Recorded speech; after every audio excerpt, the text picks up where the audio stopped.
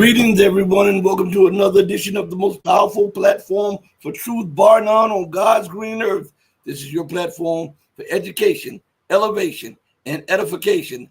This is the Red Pill Diaries, and I'm your host, your brother, and your friend, Rashid. I'd like to thank you all for joining me on another powerful, geopolitical expedition around the globe, okay? Everybody, thank you all for real. All jokes aside, thank you all for joining me. Listen, today's show is titled Live.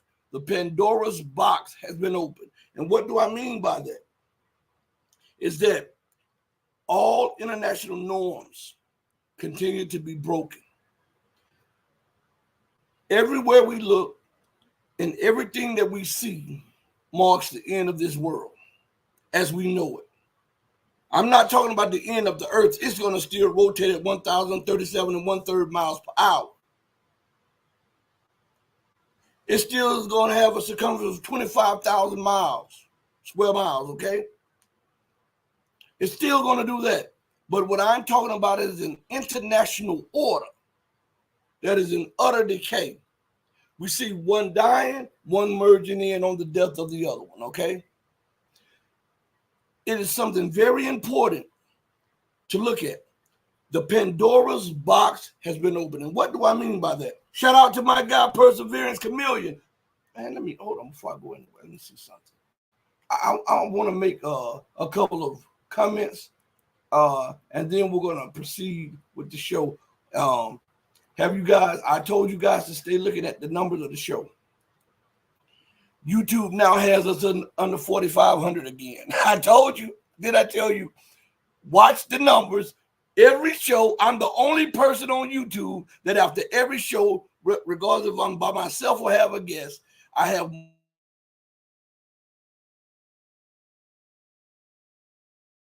subscribers. That is no coincidence. All right? They have put my show under 4,500 subscribers. Do you actually believe that, everybody? Do you actually believe that? And we were watching it as it tick down, tick down, tick down, tick down. And I told my daughter yesterday, I said, by tomorrow, they'll have us under 4,500. Say, hey, let me go back to show you. Let's go back for a minute. Hold on. Where is the subscription? Hold on one second. And we're not off the subject, but I just want to show you about the level of censorship and how they suppress real alternative media. Real. They let everybody else explode. The ones who have connections in politics, the ones who have connections with different governments, and the ones who have connections and are able to rub elbows with all of these people that are untouchable. They let those people go in the hundreds of thousands. But they're more worried about this show here. Let me see something real quick. Maybe. I'll go on this one. I'll go on this screen real quick because it's easier. Excuse me. So when I'm looking this way, I'm looking at two screens here, one here, okay? And then one here. So everybody hold on one second and pull up something. I'll tell you the exact number. All right. That they have me at now, which is outrageous. Studio 4,499. I told my daughter that they would have me under 4,500 by the day, and I was right. That because I'm used to them doing that.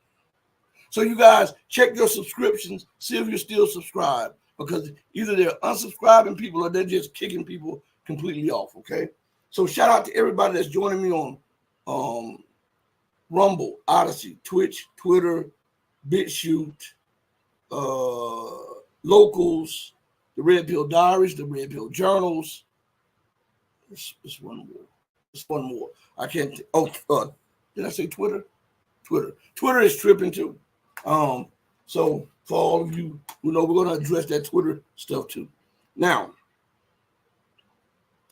Perseverance community. Let me put your comment up on the screen.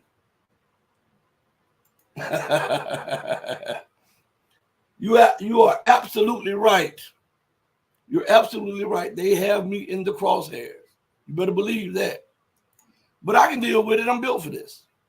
You know, I am built for this. Let me see something real quick. Hold on one second. Now I got kicked off my YouTube dashboard over here. Hold on, everybody. I don't have these problems with Rumble. Not saying that I won't have. I'm just saying I don't have them with Rumble. At this moment. So look, the name of the show is titled "The Pandora's Box Has Been Opened," and the reason I titled it "The Pandora's Box Has Been Opened" is because that all international norm, all acceptable international policies and politics have been broken. The United States continues to eat away and chew at all of the fibers that held together their own world order. And we look at it, look at how they continue to say that if you go back a year ago, how they say, well, we will not send tanks to Ukraine. We will not send warplanes to Ukraine. That's World War III. We'll be fighting World War III. We will not send attackers. We will not send storm shadows. We will not do this. And in increments of arrogance, they continue to step past their own red lines. They continue to escalate. Look at what happened in Iran. Look at just the Middle East and now in North Africa all together. The United States and Europe had an influx of terrorism or terrorists to cause terrorism so that they can then justify their military escapades to dominate resource rich areas of certain countries. They never fought the terrorists. They never brought them to yield. And yet they still demanded a military bases in the Sahel. France was so arrogant about it that in Chad, before they got kicked out, France murdered. Listen to what I said. I used the word murder. Let's get to something so that YouTube won't be able to kick me out because I'm going to use YouTube's boss's definition. Okay?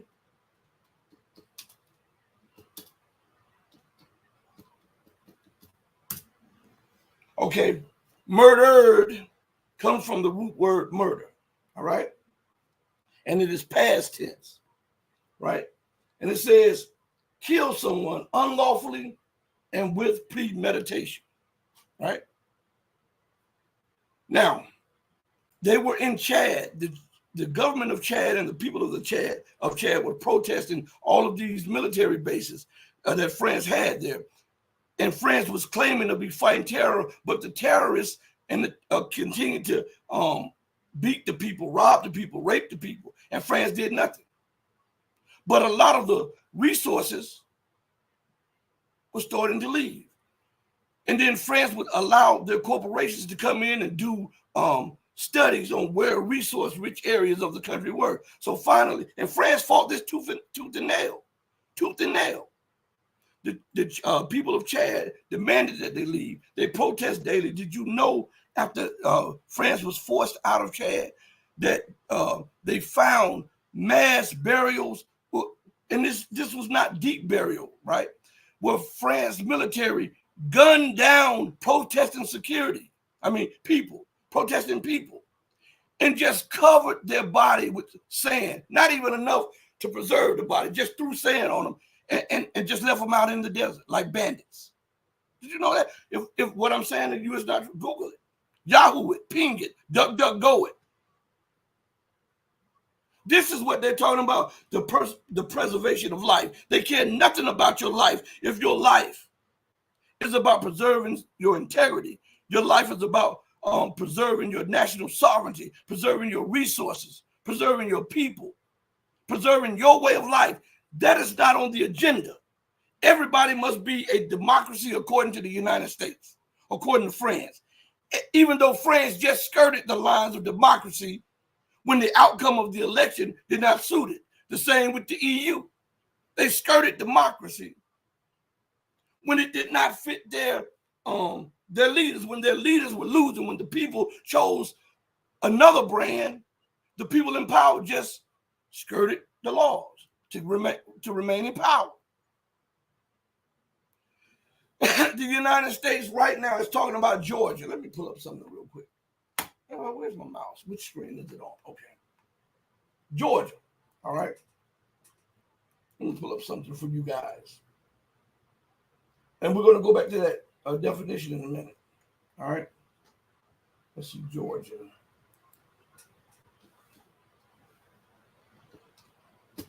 And we got some videos to show you guys too. Shout out to Ping One. Shout out to Ping One. All right.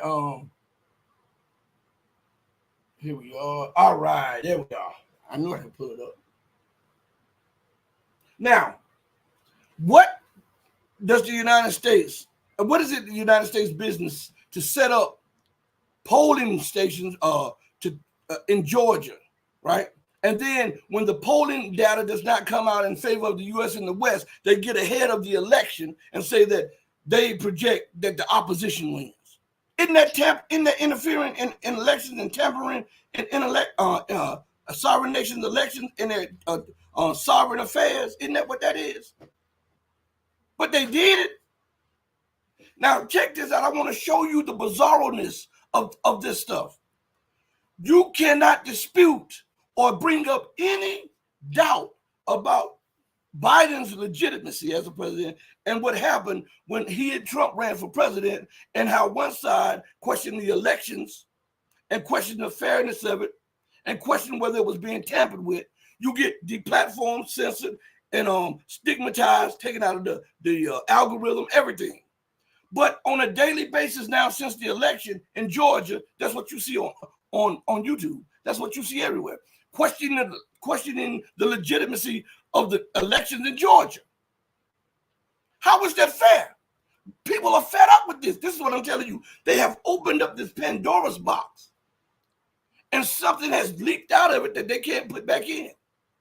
And what's happening is it is tearing down the foundations of Western hegemony, because the world is now getting a clear view of the hypocrisy of the West, the double standard of the West, the arrogance and the hubris of the West.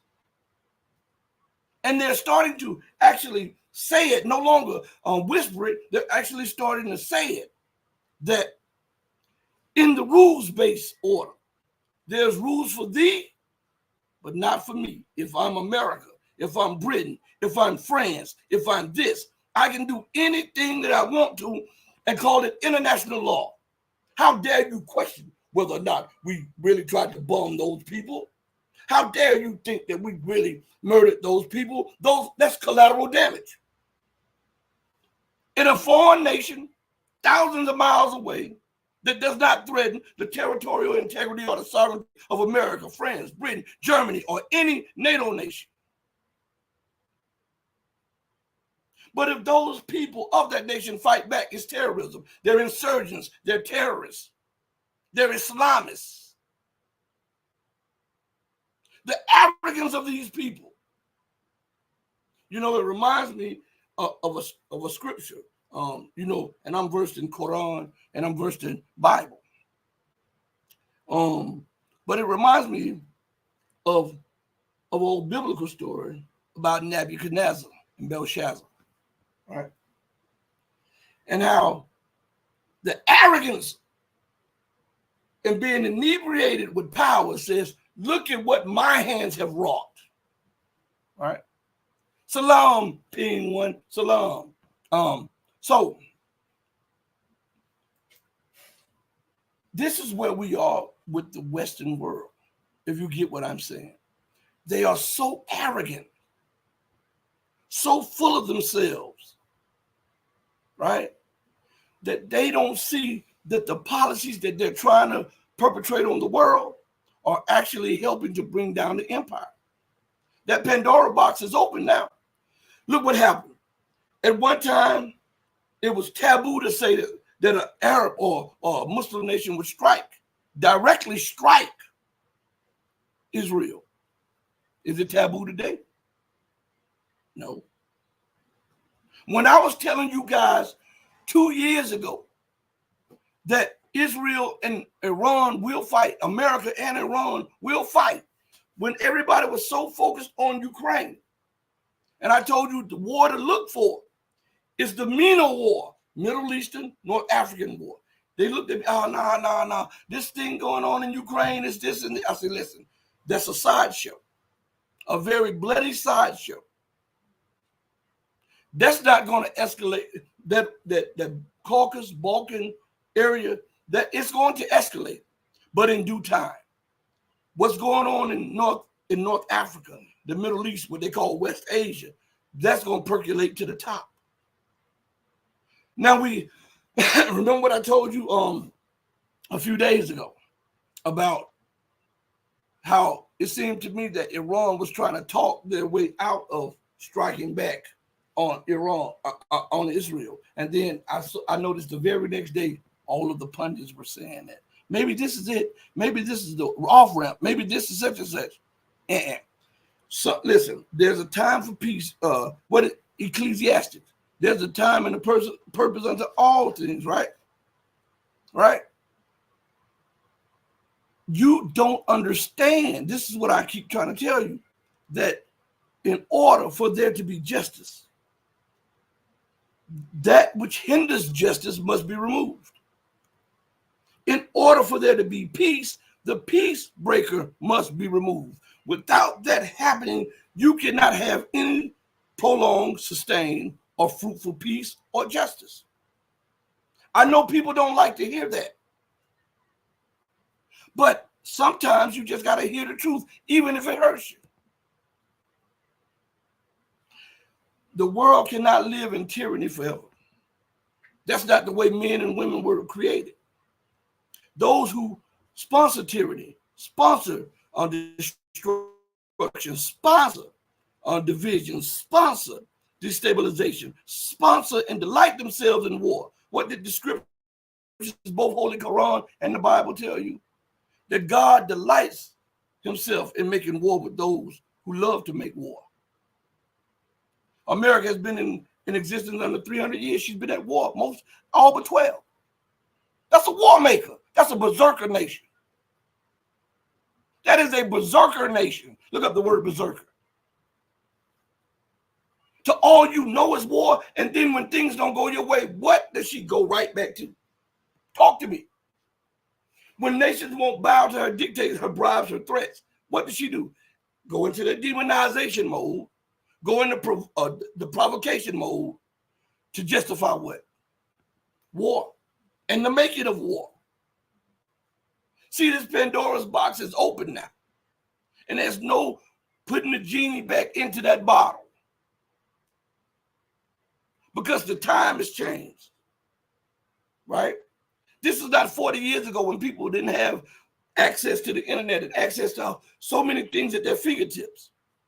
This is not 40 years ago when the governments around the West had total control over all of the instruments of power globally, had total control over the information sphere of things. This is not then. Now you're looking at the masses of the people on a daily basis screaming for equality, screaming for justice, screaming for freedom, screaming to be left to their own design. Who in the hell gave America and Britain the right to talk about democracy? Listen to me. I got to talk about this as we talk on these things, and I haven't forgotten about the definition, and I haven't forgotten about Georgia. This stuff goes hand in hand with it. Let me get a sip of water.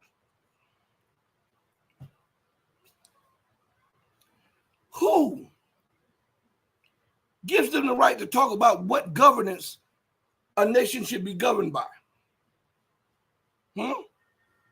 As if they put a one-size-fits-all for everybody. That everybody must be this way. See, that's God's thinking. Look here. They believe that they're the God of this world. They believe that they are the power. And God makes in his image and his likeness. Every time you talk, you must be democratic values. It must be X, Y, and Z. In their mind, they are the power. And in their mind, you are their pot. They are the potters and you're the pot. So they're trying to fashion you and mold you into their image and into their likeness.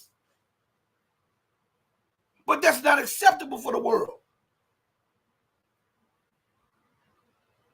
because you have different atmosphere. When I say that, the reason people in Australia speak a little bit different from the people in America is because of the atmospheric pressure, right? That means there's something a little bit different there than it is here. The reason that people in Africa across the continent speak differently because there's little variances of atmospheric pressure, or else everybody would speak the same language. That should be thought about when we're trying to form governments. The culture, the atmosphere is somewhat different. So the Brits speak a little bit different from the Americans because the atmospheric pressure and the environment which they came up with. So you, hello, my dude, hello. And then you see the country boy here. You understand? But they're trying to make a one-size-fit-all for everybody, even though they don't adhere to that one size. There was a dispute with John Kerry when he was running for president. There was a dispute with Al Gore when he ran for president. There was a dispute with Donald Trump and Biden when they ran for president. There was all kinds of congressional disputes, state and local disputes. And then you want to tell me and tell the world that you have perfected democracy and that you should be the beacon of democracy for everybody else? And that they should govern and formulate their governance and their government as you would like them? Man, you have lost your flipping mind. And Britain screams about democratic values. How can you scream about democratic values when you're not even a democracy? The king can dismiss the parliament. The king has his advisor in the government to make sure that the government does exactly what he says, even though he pretends as though he has a hands-off policy with the prime minister and the government form. That is why they're always informing him. If he has no hands in government, why do they always inform him of the policies? And why does he retain the royal prerogative to sit down governments from New Zealand to Canada, from Australia to Jamaica to London? How the hell is that democracy, to overthrow the will of the people? Van der Leyen, talking about democratic values. Who the hell made you the king of Europe or the queen of Europe? Whichever you want to say it is. That was a little joke on the cover, huh? These are absolute.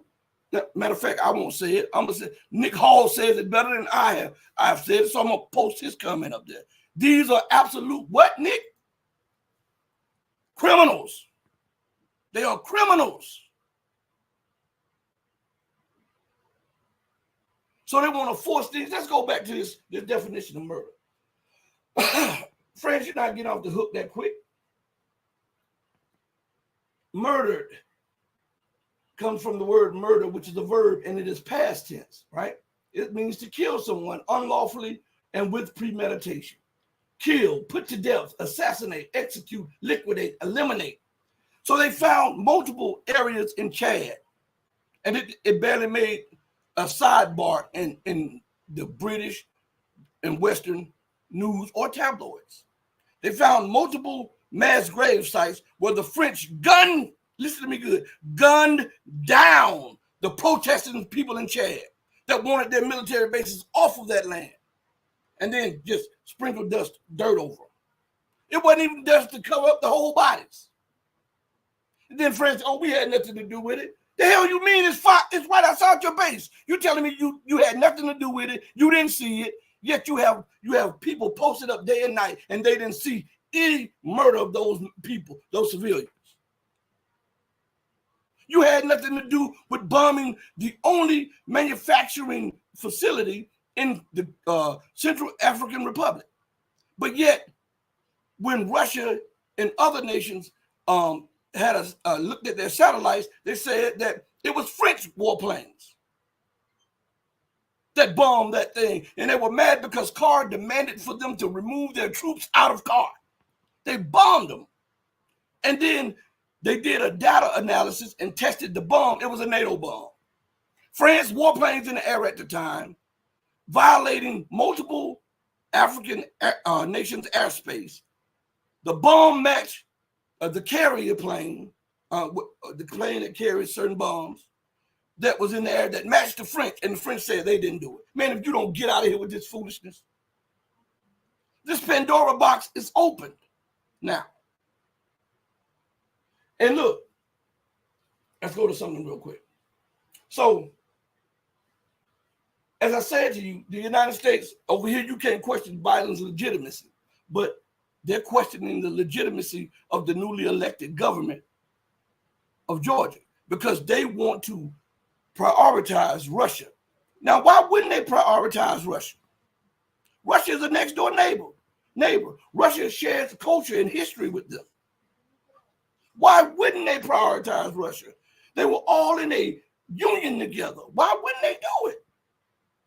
But in America's mind, in Britain's mind, in NATO's mind, it's not okay to be friends with Russia. It's not okay to be in a union with Russia because we want everybody to choose for themselves. And once they choose to be out of a union with Russia, NATO gobbles them up. Tell me where I'm lying at. Shout out to Nick Hall. I didn't say it. Shout out to Nikki. Shout out to Ping One. Shout out to Perseverance Chameleon. Shout out to, I know I'm missing, Random Reserve. I always miss his name. Shout out everybody. Now let's go. The pro-Western president of Georgia, which does not hold much power. The power lies in the hands of the prime minister, which is not pro-Western. And what they're trying to do is clean out the last vestiges of Saakashvili's crew who came to power on coups. That's what they're doing. So before the election took place, the person who has been receiving a lot of money from the West, the president of Georgia, and here's the history behind her. She wasn't born in Georgia. She was born in France. I believe she even played a part of French politics, and I think she was an ambassador from France to Georgia. Isn't that crazy? Let me see if I can pull up some of this. This is crazy here. I'm telling you, this is how they do. And if you don't think they've done Ukraine like this, and what's crazy about this, this woman would rather accept bribes and do this and turn Georgia into another war zone than to let Georgia be and continue on its path, right? Greed over lives, right? Let me see if I can pull this up real quick for you guys while I'm talking to you. I know one of these articles may have something about the, let me see if I can put it up.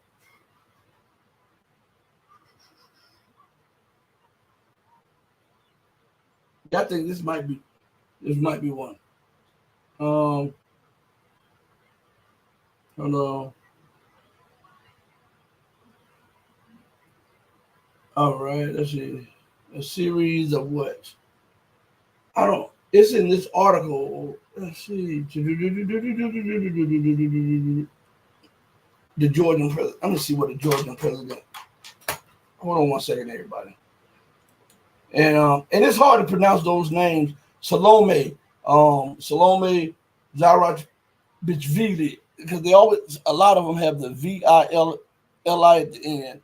And it's a lot of consonants, man. There's a lot of consonants. And they have just as many consonants as they have vowels. And I'm not making fun of, I'm just saying, over in the West, it's not like that. You understand what I'm saying? So that in itself shows you that there's a difference. So things should be allotted for the difference in cultures, but they don't. They don't allot. Let me see who this. I'll put this up here real quick. See if I can pull it up. All right. See about her. I just put it in the search engine. Salome Zarachvili or whatever her name is. And I'm sorry if I'm butchering it, and I'm not trying to offend the Georgians, okay? I'm not doing that, okay? But listen, it says Salome is a French Georgian politician and former diplomat. See, it's very important. How in the heck can she be a former ambassador of France to Georgia and then out of the blue apply for Georgian citizenship when Georgia was under the thumb of the United States completely and then become the Georgian president? Huh? I'm asking. See, these are things that they don't discuss in the news. They just say the Georgian president and make you think that the president is a legitimate entity that is really caring about the state of Georgia. And all of this is connecting to North Africa. All of this is connecting to Iran, Israel. All of this is connecting to Ukraine, Russia, and the United States. Excuse me. It says Salome is a French Georgian politician and former diplomat, currently serving as the 5th president of Georgia, in office since December 2018, right? Now, listen to her thing. I want you to listen to a few things right here. Born 1952, age 72. Where was she born? Paris, France. Not Georgia. Paris, France. All right? All right? Where did she get her education from? She's a professor of sciences or whatever from Columbia University. That's in the United States. School of International and Public Affairs. Right? That should say it all right there. So she's not accepting the election results, and she got ahead of the jump. She followed America and the West opinion polls that they had set up over there. Why would they have opinion polls over in Georgia and then refuse to allow you to have an opinion on Trump and Biden in America? I want you to understand this now.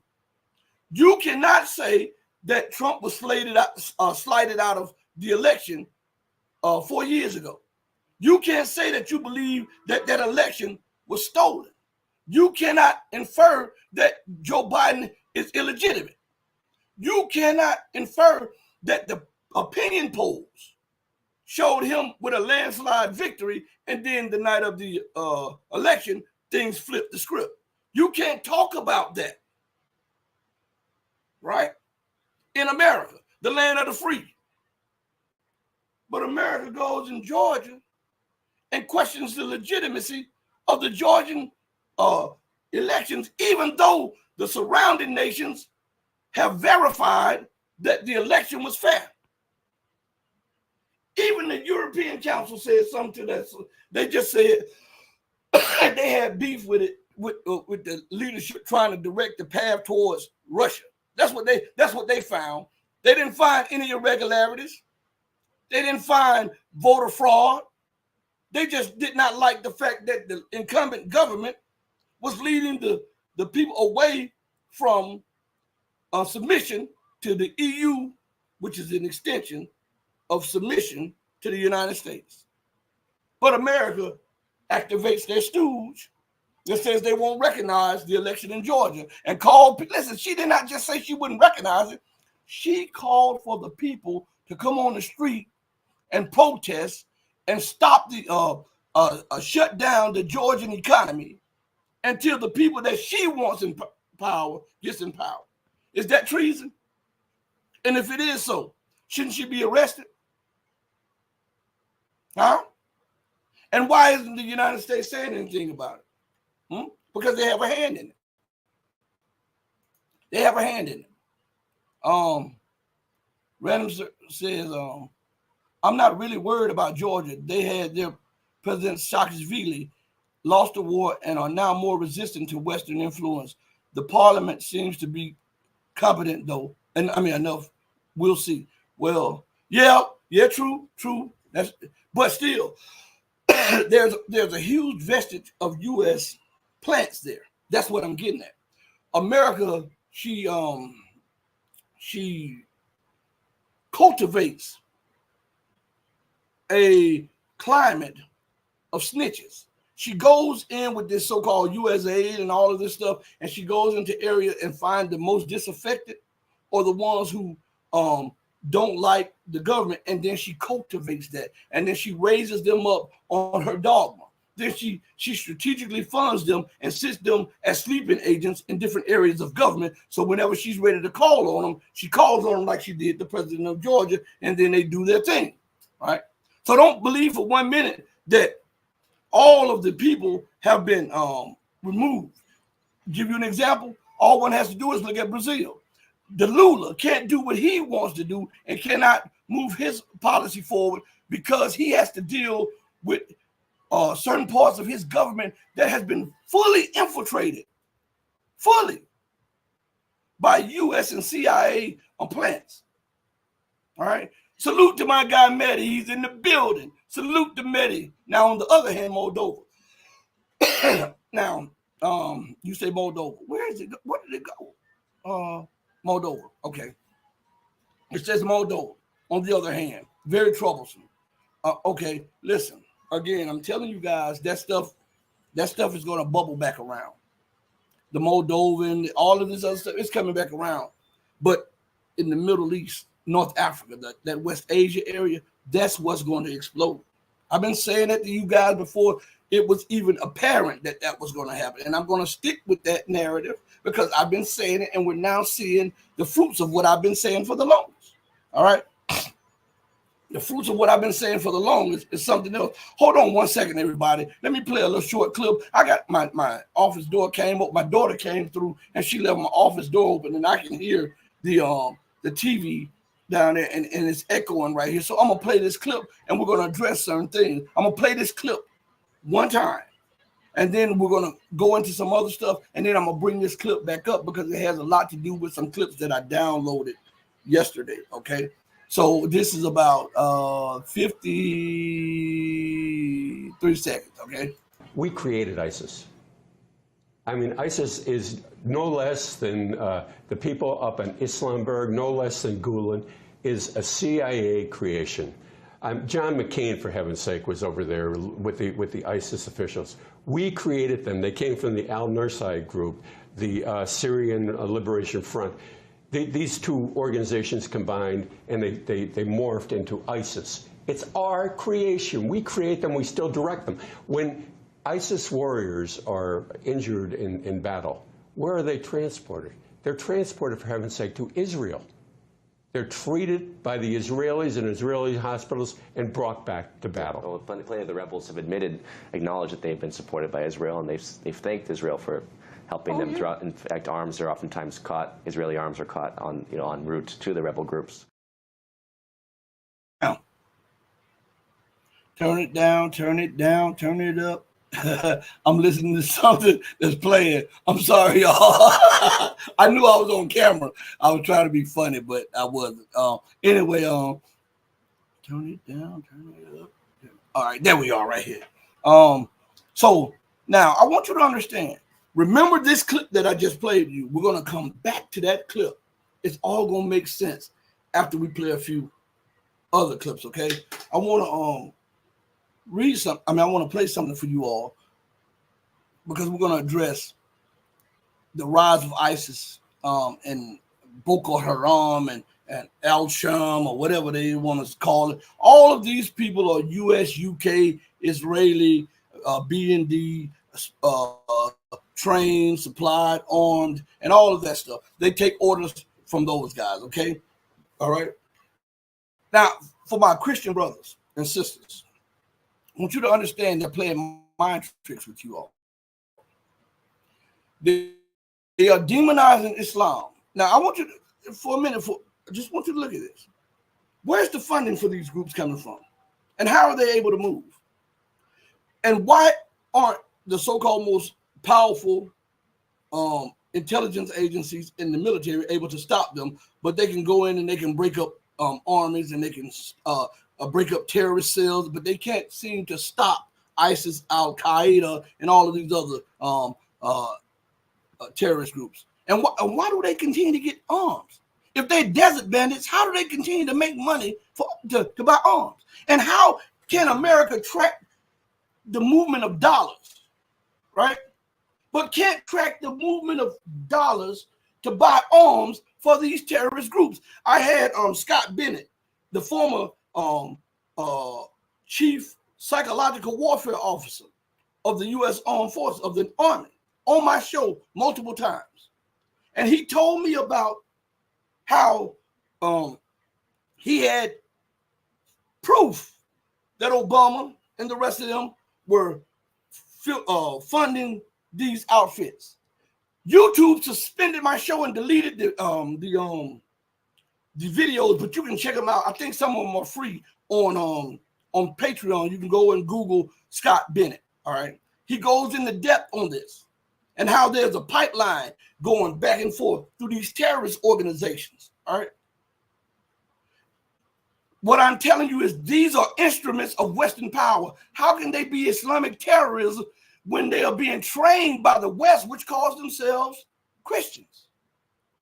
How can they be Islamic terrorists when the funding, the training, the political, and the economic backing is coming from the West? If one were to do a general breakdown, and I'm not saying that that you are, but I'm just saying, if you were going to label it under any religion, it would have to be Christian terrorism. Where did Wahhabism come from? That was an offshoot of British imperialism. The MI6 came up with that. And they put their boys, the House of Saud, in charge of Arabia.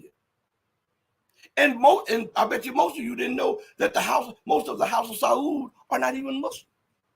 They pretend to be. They have destroyed all kinds of Islamic shrines. See, what they're playing mind games with you guys. And if you don't have the backing, if you don't have the understanding, they can continue to keep you wrapped up or insulated into the game that they're playing. Okay, let me go to something real quick, because I want to address something. Oh yeah, let me go to this. This is about Georgia. Okay, we're going to tie it in with Iran. We're going to tie it in with North Africa, and we're going to tie it in with UK intelligence and US intelligence. We're going to tie it in with all that. Just give us a second. Okay, check this out. The situation before and after the elections are two different situations. Before the elections, it was categorically decided to try to change the current Georgian government because it was supposedly pro-Russian. It has not opened a second front, has not announced economic sanctions against Russia, and is passing laws that do not meet European standards. That is, it bans LGBT propaganda and the influence of foreign agents, and has announced transparency to publicly expose foreign agents that everyone already knows about. But nevertheless, I'm going to come back to this clip again. I just wanted to say, you see, the main part is that the same thing that would happen in Uganda. They were first of all, they're in Uganda anyhow, experimenting with the Ebola virus and offshoots of the coronavirus. They're over there with biolabs right now, experimenting in certain African nations with that. So I want to inform you about that right now. So outside of that, they were funding projects in Uganda. And so they put pressure on the Ugandan government to accept homosexuality. And I'm not, if I have people in my family who are like gay, I have no problem, but I just don't deal with the lifestyle, okay? All right. But that's your prerogative. That's what you choose, then you keep it in your bedroom and don't tell me. But I'm addressing something. So when the Ugandan government stood up and said, no, we don't want that. No. No, you keep, if your money comes with those strings, you keep that money. The United States sanctioned them. And then there was an influx of terrorism where terrorists came out of nowhere and they were kidnapping little girls from schools and everything, like raping the little girls, killing them and everything. When the Ugandan government said, nah, we don't want that whatever it is, LGBT or whatever it is. It's a whole bunch of letters. It's no. And we don't want this other stuff you bringing too. Then there was the influx of terrorism. I want to play this short clip, this 1 minute clip again, because this goes to what I'm telling you about, how when they want to destabilize you, they go to their goals and their go-to things, which is terrorism, sanctions, and war. Listen to what the Georgian person said again. The situation before and after the elections are two different situations. Before the elections, it was categorically decided to try to change the current Georgian government because it was supposedly pro-Russian. It has not opened a second front, has not announced economic sanctions against Russia, and is passing laws that do not meet European standards. That is, it bans LGBT propaganda and the influence of foreign agents, and has announced transparency to publicly expose foreign agents that everyone already knows about. But nevertheless, the elections are over, so they will have to accept the results. Western ambassadors, both from the US and the EU, left room for themselves to maneuver. 2 days before the elections, they started making statements that they would agree with any choice of the Georgian people, because it is the business of the Georgian people to choose their government and not the EU. I'm quoting the EU ambassador to Georgia, Pavel Herchinsky. So they will be forced to start cooperating with the current authorities. The leaders of the ruling party would not have declared for no reason that immediately after the elections there will be a meeting with the US ambassador and relations will be reset. The elections have already been recognized by all neighbors. There are very good responses from international observers, the ones who have not lost their conscience and honesty. Of course, there will be some protests for a few days, but they will not last long. And on November 21st, as it should be according to the Constitution, it will be finally announced and recorded that the elections were successfully held. Here's the latest article on that. The Kremlin slams unprecedented Western election interference in Georgia. Didn't I just tell you that what's going on? Spokesman Dmitry Peskov has denounced attempts to arm twist Tbilisi. Tbilisi is the capital of Georgia. It says, the West is openly trying to interfere in Georgia's parliamentary elections. Kremlin spokesman Dmitry Peskov has said, stressing that voters in the former Soviet Republic have every right to independently choose their own future. Now, I won't go further on that, but check this out. Why is it that it bothers America? See, this is what I'm telling you. They believe that they are the God. They don't want any nation, big, small, or medium-sized, to have an independent thought, an independent policy, and make an independent move outside of what they deem as right. This nation is not even 300 years old, and it's trying to bully everybody and mold everybody and fashion everybody and beat everybody into its image and in its likeness. And if we look at the image of America, look at what's going on. She's falling apart. See, once the power of gold was so abundant in America that she was able to draw the attention to the world because the dollar was not challenged. But now that the dollar has its problems and the economy is imploding and the military arm is being exposed and the intelligence arm is being beat back around the world, guess what? Without that treasure trove of gold, the dollar now does not look as attractive. The city that sitteth on the hill no longer looks as though everybody wants that dream or everybody wants to be like that. And that is unacceptable in the eyes of them. They believe that might makes right, and since we have the might, we've got to make it right in our image right now before we lose this might. They have all kinds of policy papers drawn up on this, if you think I'm lying. So they don't want anybody independent outside of the empire.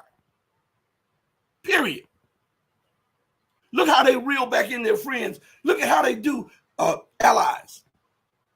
When Turkey makes a sovereign decision for itself, right? Turkey makes a sovereign decision to go to the BRICS. What happened? I told you about it. Everybody talked about it the day after. The U.S. did that. The NATO caused that terrorist attack in Turkey. That was a warning to Erdogan. Don't step too far outside of our grasp. When any European nation gets gets into the ire of the United States, or the United States gets mad, what happens? Something happens to them. They get sanctioned. They get vilified. They get demonized. Look at Hungary. Right? Whenever you are trying to exert what's best for your people, what's best for your nation, if it's not acceptable by the U.S., then it's vilified and you become a tyrant, a thug, a thief, a dictator, a king, a ruler, a tyrant. Those are the code words for America's enemy, for you stepping outside of what America wants. I want to play something for you all, okay? I played that about what he said about the terrorism, all right? I want to go to something. I want you to hear this. This is 3 minutes, all right? And remember when I told you that America and the UK are one and the same, or England are one and the same? All right, let's listen. British intelligence helped Ukrainian troops prepare a planned sabotage of Russia's Kursk nuclear power plant. That's according to Moscow's ambassador to the United Nations, speaking at the latest UN Security Council session. Representatives of certain countries do a lot of talking about the importance of ensuring the security of nuclear facilities, while accusing us, contrary to any common sense, of destabilizing the security situation around the Zaporozhye nuclear power plant, which is under our control. At the same time, they do their best to ignore the obvious fact that regular and reckless attacks against the ZNPP are a deliberate terrorist strategy of Ukraine. But recent events undermine the arguments of all those who try to shelter the armed forces of Ukraine in case of ZNPP. There is irrefutable evidence that Kyiv was also plotting to attack the nuclear power plant in Kursk. According to intelligence we have at our disposals, the planned terrorist attack included capturing and mining of the Kursk NPP. We also have credible information that Western intelligence agencies, primarily the British MI6, have systematically prepared Ukrainian sabotage and reconnaissance groups to organize provocations at nuclear power plants in Russia. In particular, they were working on an operation to blow up power lines connecting nuclear power plants with the Russian national energy grid. These truly insane plans are beyond reckless. During the Security Council meeting, Russia displayed footage of a Ukrainian prisoner of war who confessed to being instructed to plant explosives at the Kursk nuclear power plant. Another Ukrainian prisoner said their superiors told them to freely attack civilians in the Russian border region. Moscow's envoy added that some foreign mercenaries have taken part in shocking atrocities there. International security consultant Earl Rasmussen says the West will likely distance itself from such cases and let Kiev take all the blame. I don't think it's really should be a surprise, at least not anyone that's been following this and the complexity of entering into the incursion into Kursk. I think the West will have denial, or they'll put the blame on Ukraine and Ukraine intelligence, but I think it's highly suspicious or highly likely that Ukraine could come up with this plan on their own, and the details, the imagery, the intelligence that's necessary to carry this out definitely needed some type of Western support. So they'll probably deny it and kind of try to separate themselves for the most part from it, but put this in Ukraine's court, trying to take the fight to Russia. Don't you see terrorism at its finest? When we're losing, when we can't impose our will, what we'll do, we'll train people up, we'll arm them, we'll make promises to them, we'll embed some of our special forces in with them, and then we'll create havoc. Now, some of this stuff on Russia's border, I blame Russia for. I'm going to be honest with you. Some of this stuff I blame Russia for. Because if Russia would have hit them strongly, and I'm not advocating war, I'm advocating the defense of your territorial integrity and your sovereignty. That's what I'm advocating. And we know that America and the UK, they don't understand conversation. They don't understand negotiation. They don't understand an equal footing. So when people don't speak the language that you're trying to convey to them, you have to then say, if I'm trying to communicate with that person and they seem that they can't get the language that I'm speaking, for me to communicate with them, and I want to make this message clear to them, let me then go to work and learn their language. That way that I can speak their language fluently to them so that they can understand me and I can understand them without a hitch. So the language that the West uses is terrorism. The language that the West uses is the killing of civilians. The language that the West uses is attacking under the guise of helping. The language that the West uses is war. That's the only language that they have shown to be competent of.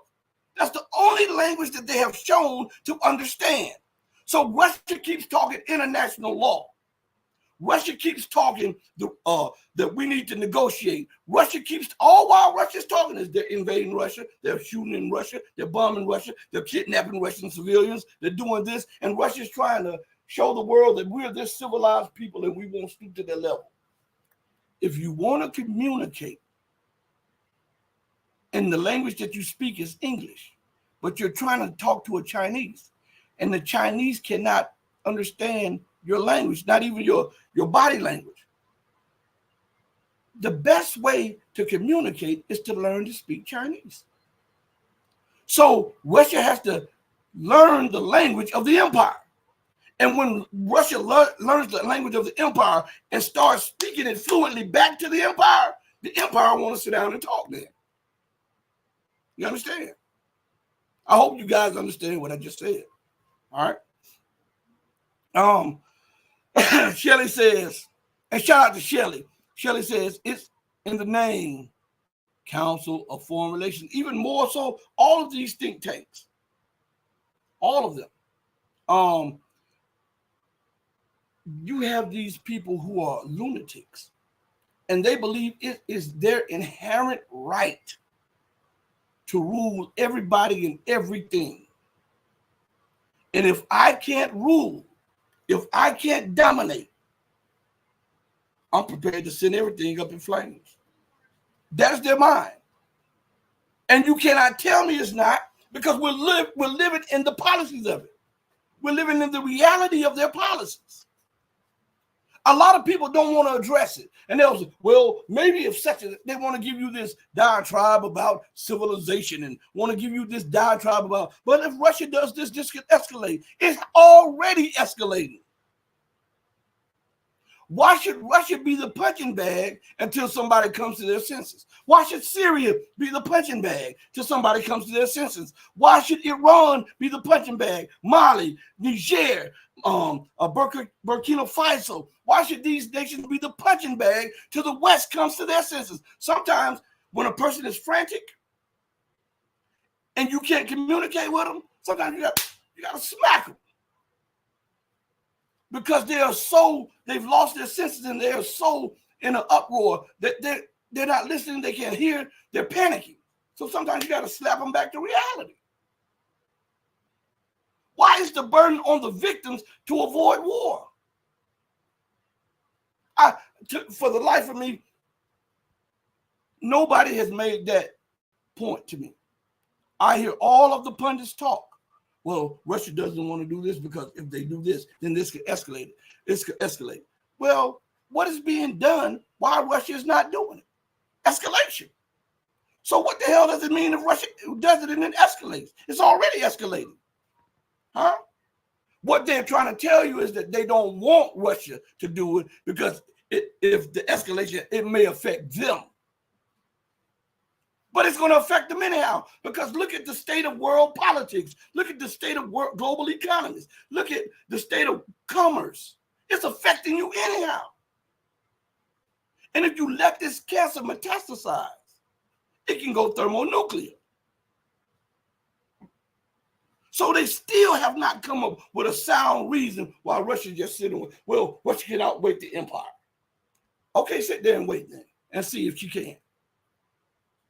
See if she can without reacting. You'll see.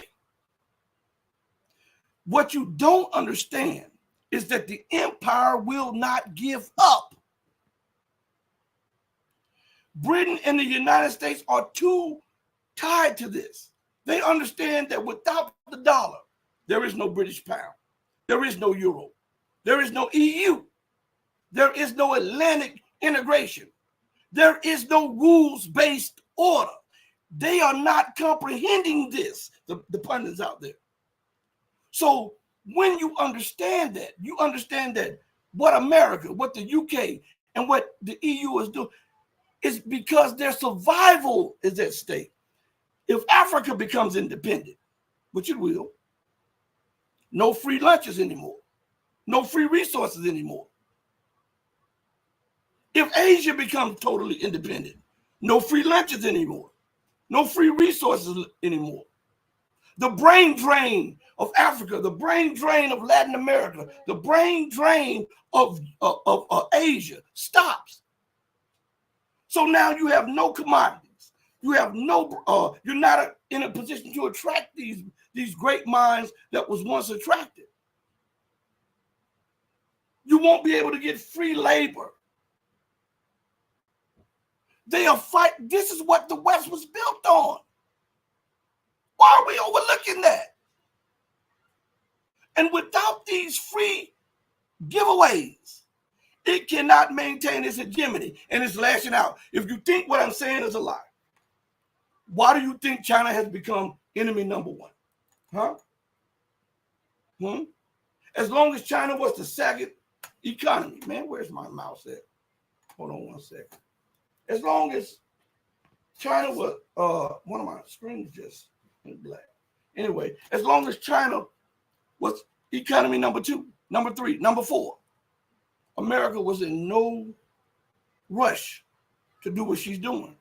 But now that the global playing field has evened and China is lapping America, it's China's fault for everything. They stole our jobs. It's China's fault. Oh, China's manipulating the currency. Well, when they tell me that, I have to do this. Are you flipping kidding me? Who is more a currency manipulator than the US, the UK, and the EU? When you don't do what they say, they nullify their currency holdings that you have. That's manipulating. If I'm holding 400 million or 400 billion in euros, and you get mad at me, and you say I'm gonna sanction you, so now the 400 million is irredeemable unless they're in your hands. That's not money manipulation, huh? You get mad at me, you freeze my US bank accounts, my British bank accounts. Then you say that I'm left with nothing. That's not money manipulation. That's not currency manipulation.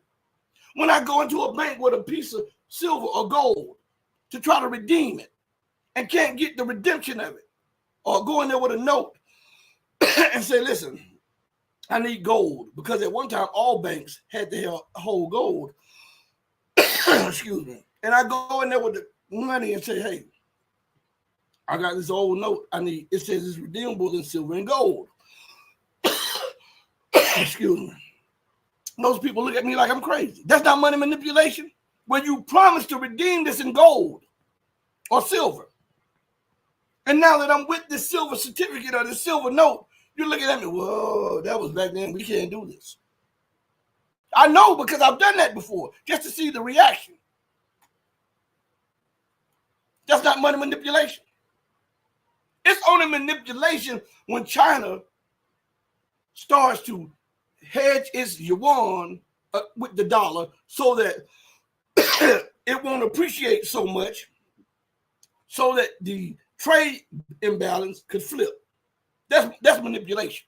It's not when America does it, or Britain does it, or the EU does it. It's only when China, Russia, Latin America, Africa, Middle Eastern nation does it. That's when it's a problem. Man, stop this. Stop that.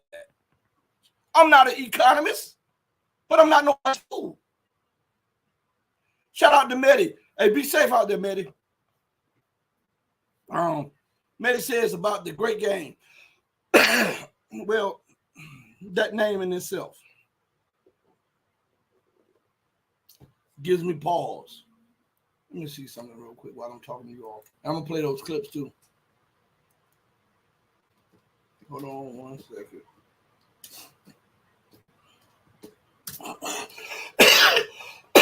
Now, according to Wikipedia, the Great Game was a rivalry between the 19th century British and Russian empires over influence in Central Asia, primarily in Afghanistan, Persia, and Tibet. Stop right there. Who has a book called The Great Game? Zbigniew Brzezinski. And what did he label West Asia and part of Europe, the Eurasian landmass, right? And what is going on right here, right now? America and Britain and NATO was in Afghanistan, right? Is that not right? All we hear are slogans about free Tibet. Tibet is a part of China, right? And where has the US and the UK and the Israeli military now put their sights? On Iran. Let me read that again. The Great Game was a rivalry between the 19th century British and Russian empires over influence in Central Asia, primarily in Afghanistan, Persia, and Tibet. We have Britain and America on one side, right? We have Russia and China on the other side. They call it a great game. The problem with that title is this. People's lives aren't games. Somebody dies, you can't hit reset and get them back. You understand? To look at the geopolitical landscape and look at it as if it was a game shows the maniacal intentions of people. Because people's lives aren't games. They're not chips in a game. Once that life is snuffed out, that's it. So to just even refer to it as a game shows you that they are lunatics. Okay? Let's see. Let's go to this jumping. Random Reserve says, I'm telling you, people watch closely for news about Moldova, Transnistria, Ukraine border. Their last chance to change the tide will be there. Yeah. I see that. But it'll explode later. All of the chips are there. And with the Transnistria, if they hit those Russian peacekeepers there, I think Russia takes the gloves off. I think Russia goes into Moldova. I believe so. Because Russia has 2,000 troops there. And listen, here's the difference with the situation now. In Transnistria, Russia has a UN mandate there. So they are illegal, regardless of which side you look on. They under international law, they are legally deployed there as peacekeeping troops. And I think that if they're hit, then you'll see the Russian armed forces take the gloves off and they'll go into Moldova. I believe so. And I'm not talking about just in Transnistria. I'm thinking they'll go in Moldova and they'll turn back the tide of what NATO is trying to do. So NATO better be careful with that. All right. Let's see. Nick Hall says they have their greedy eyes and thieving hands on the sovereignty of Moldova. Not just Moldova. Again, I'm going to tell you this. One nation at a time. The empire wants to gobble you up. When you are a parasite, you must look for prey. Why? Because parasites cannot sustain their own life or their own way of life. They must continue to gobble the life up of others. Do you understand? So if they are not able to find a new host, then that's what happens to the parasite. Eventually, it withers and dies. So it's about any and every nation that it can get. It's not just to the exclusion of Moldova. Hell, they're trying to take Iran because they understand that Iran is Russia, China, India, Pakistan's underbelly, and the key to Central Asia. Because if they can take Iran, Persia, then they control the Indian Ocean, the Caspian Sea, the Gulf of Aden. They can control the Red Sea, the Persian Gulf, the Strait of Hormuz, the Caspian Sea, the waterways, strategic waterways. If they can take Iran, they can control Pipe-Lanistan. Then they can do what Reagan wanted to do with the Taliban when he invited them to the White House and run those pipelines through Afghanistan, all down through Iran, all throughout the region, so that they can run them up into the Caspian, over through the so-called Baltics or whatever, the Caucasus, and into Europe, bypassing Russia. This is why they call it a great game. This is why. They're not just looking at Moldova. Moldova is a goal. It's a goal, but it is not the only goal. It is one of many. Look at what they're doing. We're talking about Moldova, which is skirting on a lot of craziness right now. And if they continue to edge toward the West, it's going to provoke Russia. But we don't forget, America, France, and the UK are also in Armenia.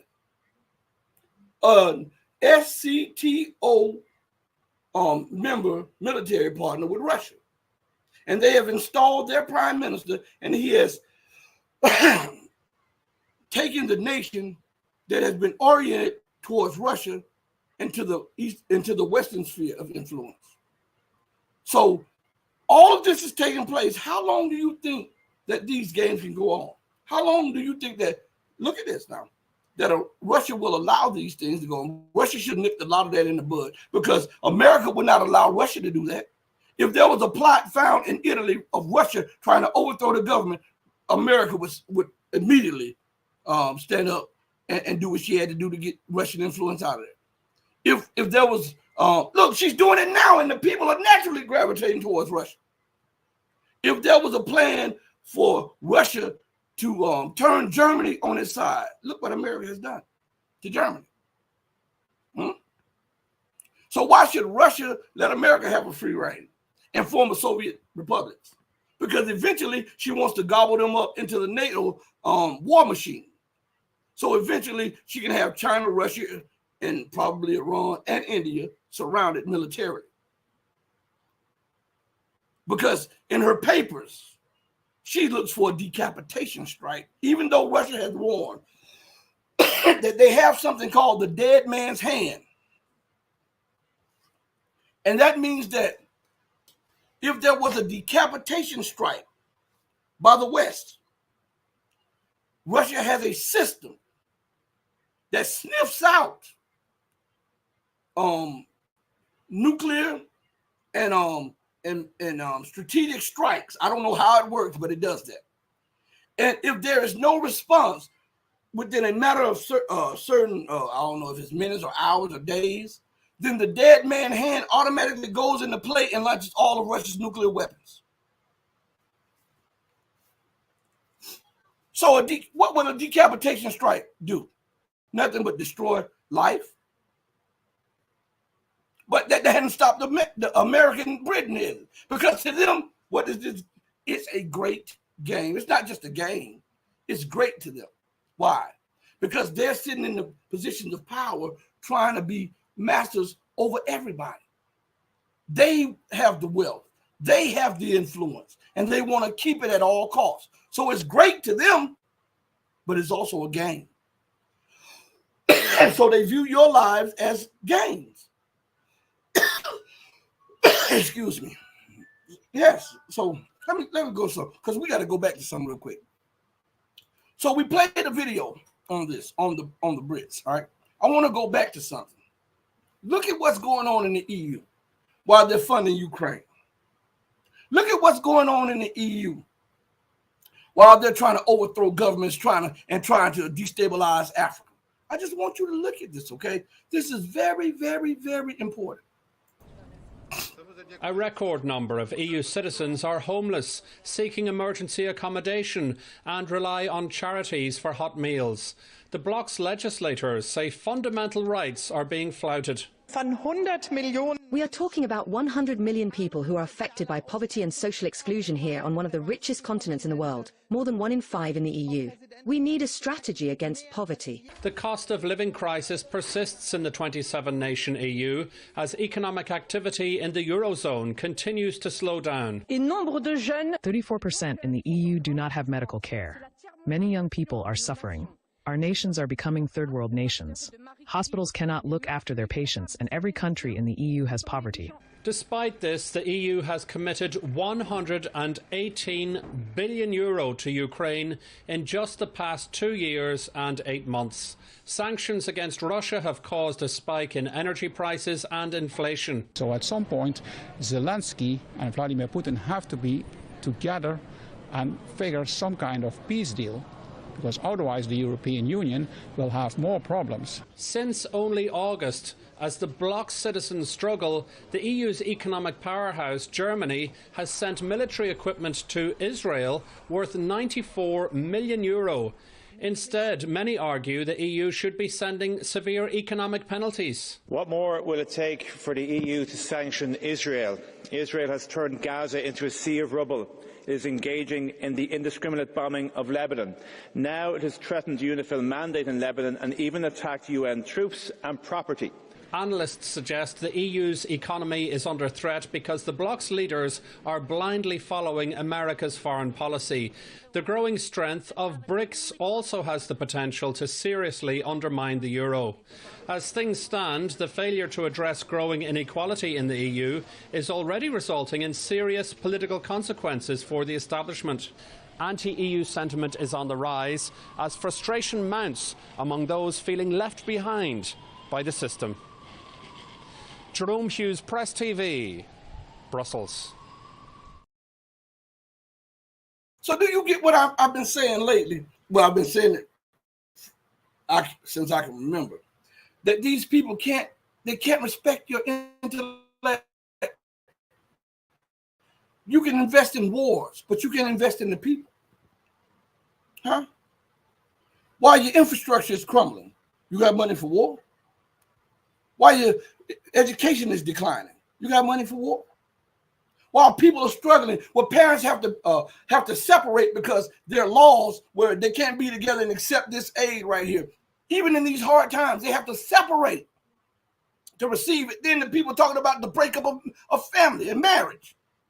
But you got money for wars. You don't have money for vets, but you have money for wars. The lunacy of these people is astonishing. It's unreal.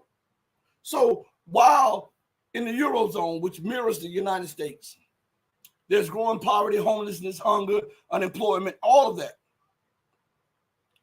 They can't give the students debt relief. Remember now, these students are saddled with debt. All right?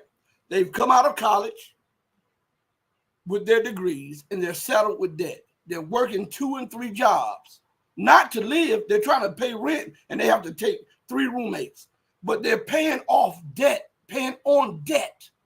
The government cannot free them from debt, but they can excuse Ukraine's debt, excuse other people that accepted their bribes debt. Now, the weight of what I'm saying is this. Those students that are saddled with debt, how do you think that you can maintain your society when those students are your future leaders, lawyers, doctors, scientists, educators, architects, astrophysicists, all of the main components that you need for a thriving society, those are it. But they are not in pursuit of their field of learning because they can't get a job in that field, and they are too concerned about paying off this debt that is unpayable.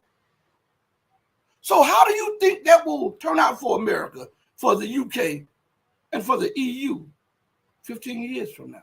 If you think the playing field is changing rapidly right now, look 15 years down the line.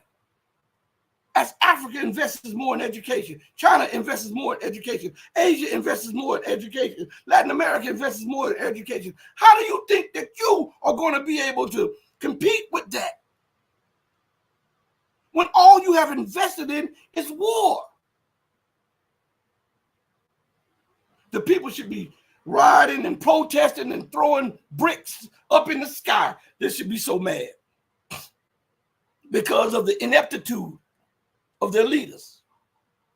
So we're going to transition to something. I want you, we got to talk about Africa. We got to talk about Iran. I know the time is limited, so I'm going to try to play a couple quick, well, they won't be quick, but a couple of videos for you all right? I want you to pay close attention to this, and I'll be putting your comments on the screen as the videos play, okay? Before I do that, I want to take the time out right now to thank each and every one of you for joining me on the platform. You did not have to give your time for this, but you chose to. I really, really appreciate it. From the bottom of my heart to the depth of my soul, I want to convey to you all right now, I am truly appreciative of the time that you have allotted to me, okay? And I want you to not to think harsh of me, all right? Sometimes I'm a country boy. And sometimes I might not speak the Queen's English. And I might not say it in the most acceptable manner. But what I'm saying is truth.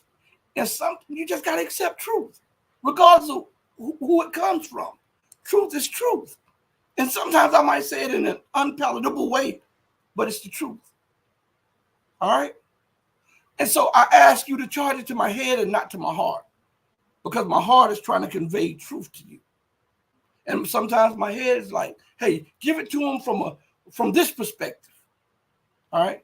So just bear with me, and I guarantee you that you'll get some truth. All right? So I want to play these clips here. First, this is a 4.5-minute clip. I want to play, this is Mohammed Marandi. This was yesterday, or I think last night or something. And he's talking about the situation with Iran and Israel, okay?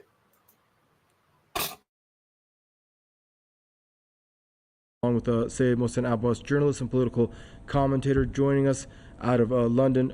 Professor Marandi, we're going to start with you. We know you're on a limited schedule, so we'll start with you, sir. Your initial thoughts on this aggression by the entity, the Zionist entity, against our country.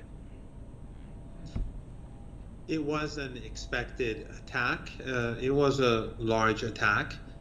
Fortunately, Iran's air defenses proved to be very capable.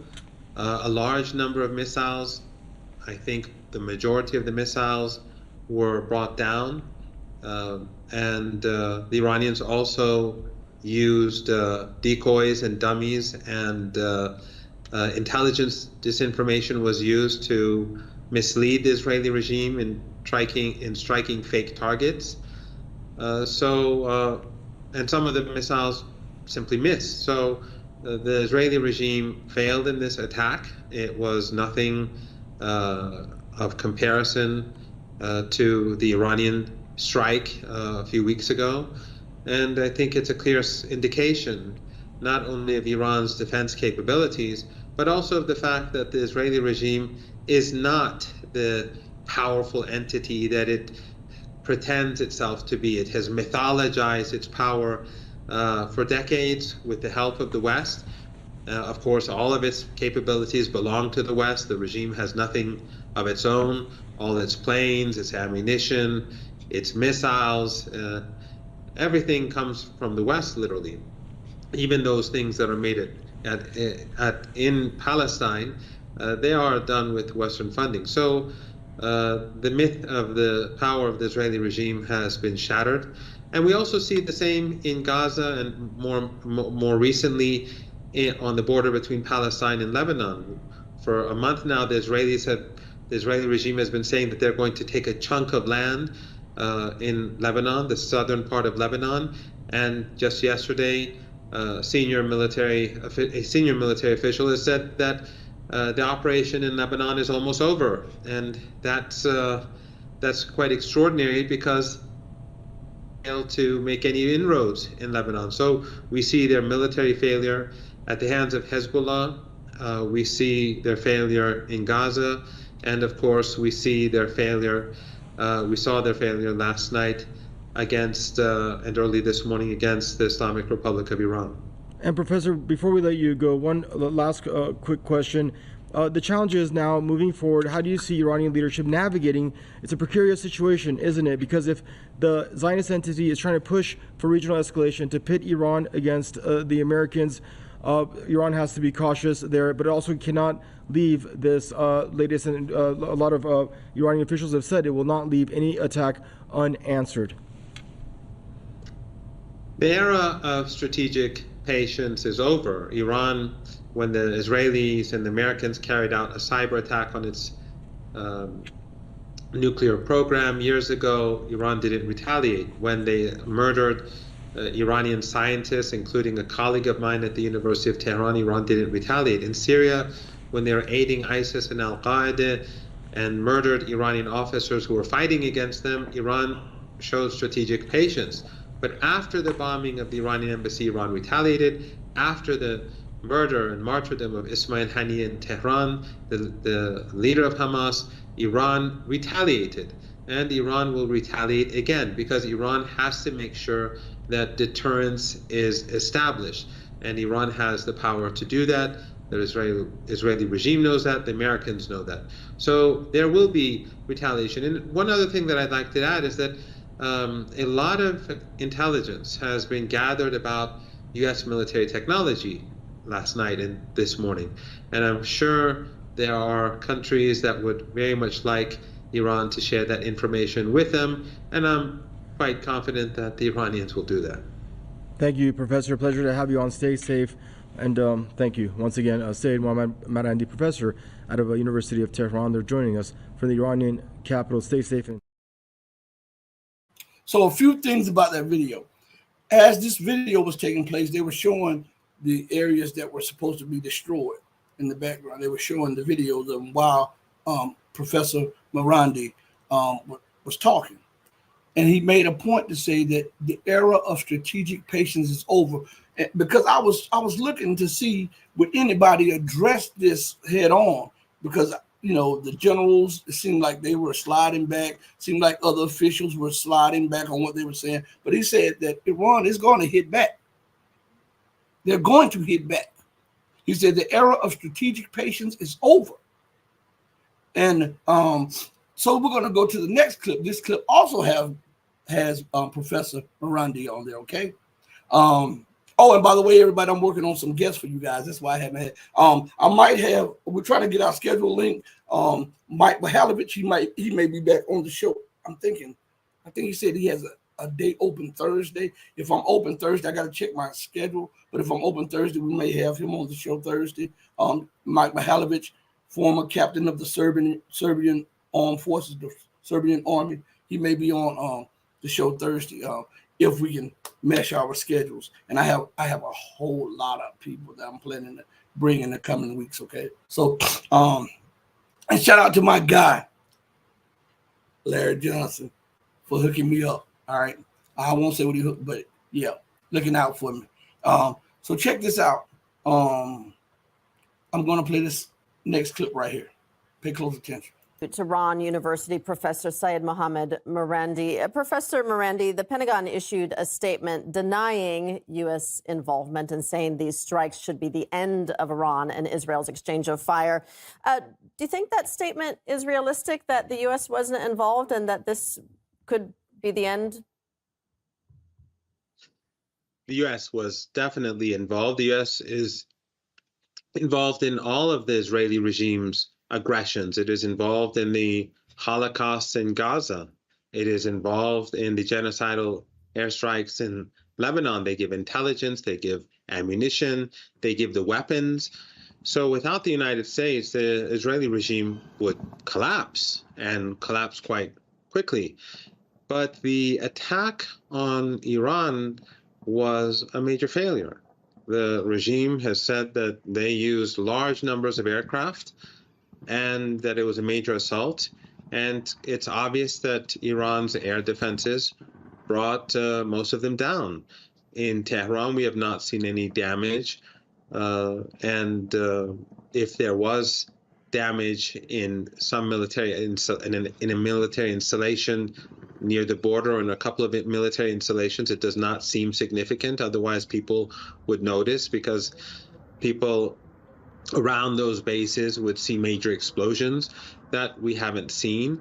So I think this was quite humiliating for the Israeli regime. But as the foreign minister pointed out, the Iranians will retaliate, just as they've done in the past. So the Israeli regime will have to accept the fact that they're going to be receiving punishment, and significant punishment, for this failure.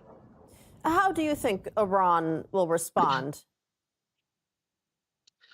Well, we'll have to see it. Obviously, the military and the political leaders in the country will sit together, and they will choose what to strike and how to punish the regime. But we have to remember that the Iranians need to create deterrence. Netanyahu is not, and the Israeli leadership, they're not reasonable people. These are people who carry out genocide. They bomb hospitals, they bomb schools, they bomb women and children. They pretend that there are tunnels under hospitals so that they can destroy them. They pretend gold is under other hospitals so they can destroy them too. These are people who are not like you and me.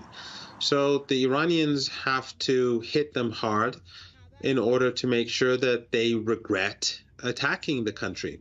And I think after last night's failure and the effectiveness of Iran's anti-missile capabilities, the Israeli regime will be very concerned about subsequent exchanges, because Iran has a huge arsenal of missiles.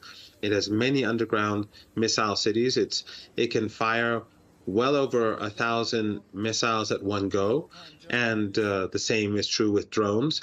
And they can fire wave after wave for a very long period of time. Remember, these underground missile cities and drone cities were created for potential conflict with the United States.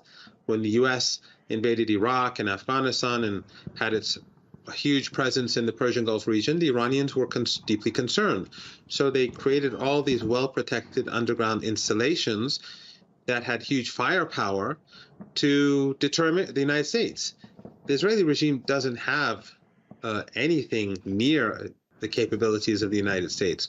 So it would definitely be badly defeated in a series of exchanges, heavy exchanges with Iran. And of course, the real question is not what Netanyahu can do. We've already seen that he can't do much.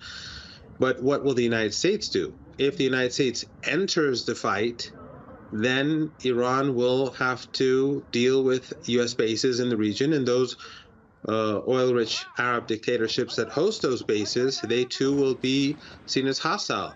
So that would mean an end of oil and gas exports from the Persian Gulf region, and that would lead to a global economic catastrophe. So the smart thing for Washington to do is to back off, and also to yank hard on Netanyahu's leash, because he is going to be punished.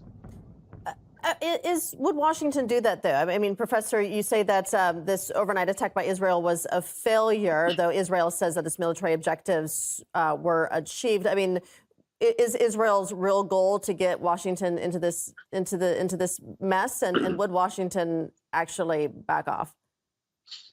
Well, I think anyone who saw the footage of the Iranian limited strike on the Israeli regime a few weeks ago and compares that to what we've seen last night, which wasn't anything really, they recognize that Iran is far more powerful and capable in these sort of strikes. Iran, as I said, has a huge arsenal. What the only question is that whether Washington recognizes what is at stake here for its own people, for the United States. And whether they're going to take a step simply because Netanyahu wants them to take such a step. I find it hard to imagine at the moment for the Americans to get directly involved. Because Israel, as I said, Israel is already losing the war. They've lost in Gaza. They still haven't been able to take Gaza, this dot on the map, despite this Holocaust, ongoing Holocaust, despite the genocidal strikes on Lebanon. They've been badly beaten on the border over the last 4 weeks by Hezbollah, and Hezbollah is firing into Israel. And now we see that the Israeli military is changing their objectives in Lebanon. Why? Because they've lost. They were supposed to take a huge chunk of southern Lebanon and control it. Now they're saying their operations are nearing an end. So the limits of the Israeli regime's capabilities are becoming clearer by the day. And I think last night reaffirmed that. So really, the only thing left now for Netanyahu is the United States. But again, as I said, does the United States want to wreck the global economy and wreck its own economy, or is the United States going to be more sane? All right, we're going to leave it there. Tehran University Professor Syed Mohammed Marandi. Professor Marandi, thank you. Things here. You hear he said they will be punished, right? He said they will, Netanyahu will be punished, and they are going to respond to this attack. This is what he said. Now, he also said that the United States takes the lead in this. I told you guys that. I told you when the things were going on, right before it happened, I said for this to take place, the United States would have to take the lead. Now, not patting myself on the back, did you guys see the air route that was taken? They were talking about it yesterday or the day before yesterday on the news, the air route through either Jordan, into Iraq, into well, not into Iran, but right there on the Iranian border, or through the Syrian Iraqi area up into the Iranian border. Are those not the same routes that I told you about? Put the maps up and told you the routes that would have to be taken for any strikes to take place. Go look at the last show, or the show before last. The maps are up there. I told you what would happen, and the United States would have to call in multiple tankers and all of this stuff. She would have to take the lead because this is out of the scope of the occupying Israeli regime's capacity. Common sense tells you that. And being vindicated, it makes me smile because I'm fighting against the censors, the bigger channels. It seems like they want to suppress everything, you know. But God is good. You cannot stop what God has ordained, you know. I want to play this 15-second clip because I did not play it at the beginning of the other clips, and I have another clip I want to play for you all. But let me play this because I don't want any problems from YouTube. Thank you, Rumble, for not sweating me like that. Odyssey for not sweating me like that. But we got the Sweat Master, and I got to put this up there for them.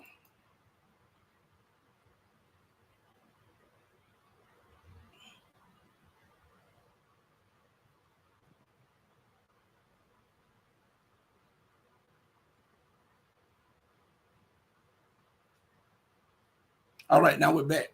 So now, this is what was written by Oleg Baranov, excuse me. He says, U.S. played critical support role in Israel's strike on Iran. Now, critical support role, I want to just advance something to you. If you were breaking into my neighbor's house, and I gave you the time that the neighbor leaves and usually comes home. I ran interference for you. I gave you the map of the house. I gave you the gun. I stood waiting with my gun just in case he popped up on without you knowing. And I'm in the bushes in the neighbor's yard, and it's hot outside, so I'm throwing you up bottles of water through the window so you can drink. Is that a support role or is that a lead role?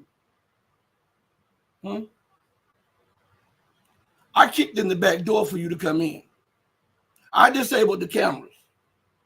Is that a support role or is that the lead role, and you're using somebody in support of what you're trying to do and you're puppeting them around? It looks more to me like America was the lead and Israel was the support role. Because remember, I was saying this long before anybody said anything. And now everybody is saying this, that Dick Cheney, when he was referring to the war in Iraq, he said anyone can go to Baghdad, but real men go to Tehran. I was the one quoting that, and now everybody else is quoting that. But that lets me know that they listen. This small channel is your favorite channel. All right. In this article, on October 26th, the Israeli Defense Forces launched 3 waves of precise strikes on, it says precise, it didn't say precision, of precise strikes on Iranian military targets. And what Tel Aviv said was response to Tehran's missile attack on the Jewish state in early October. Can they flip stuff around?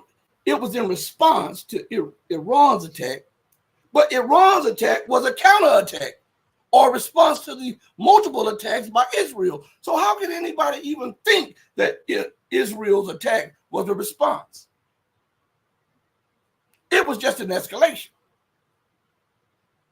And it says, there are signs indicating that the U.S. could have been involved in the deadly Israeli air raid on Iran on September 26. Dr. Imad Salameh, Associate Professor of Political and International Affairs at the Lebanese American University, told Sputnik. The U.S. and Israel appear to have been in full coordination for the recent Israeli strike on Iranian territory. High-level meetings and discussions between the two countries, political and military leaders preceded the attack, underscoring a collaborative approach. Now, he is absolutely right. Those were not just Israeli planes, those were U.S. planes. They thought that they could penetrate Iranian airspace, and they were beaten back. They did not even penetrate Iranian airspace. They had to stay 70 to 80 miles away from the Iraq-Iranian border to fire their missiles and their drones or whatever. Because there was supposed to be multiple waves of attack. And when they could not penetrate that first, they had to recalibrate, and then they have to return. So, with that said, it says there are signs indicating. I told you that. Go to the show. I said, sources told me that America would be a part. She would be leading this. Now in Sputnik, they're saying there are signs. Right there. But I want to show you the terrorist nature of this stuff. Because most people, I continue to say this, and I'm going to continue to beat this drum. Most people don't understand where we are in time. Calculate time, okay? That's something that one must understand. For if you arrive at the wrong time, something could happen to you or someone else, right? If you run a stop sign at the wrong time, you can be killed or kill somebody else. Right? At the wrong time. We're at a junction in time now that America and the Western so-called rules-based order has lived out its lifetime. How do we know? How do we calculate this? All right? Because to understand time, one must be able to calculate time. And all one has to do is take a starting point, right? And move from motion to motion to motion to get to where we are right now. And that means go down the hands of time, history, and look at where we were and where we are. And then do a comparative analysis of what took place with empires before, when they were in the same situation, and where we are now. That's how you calculate time.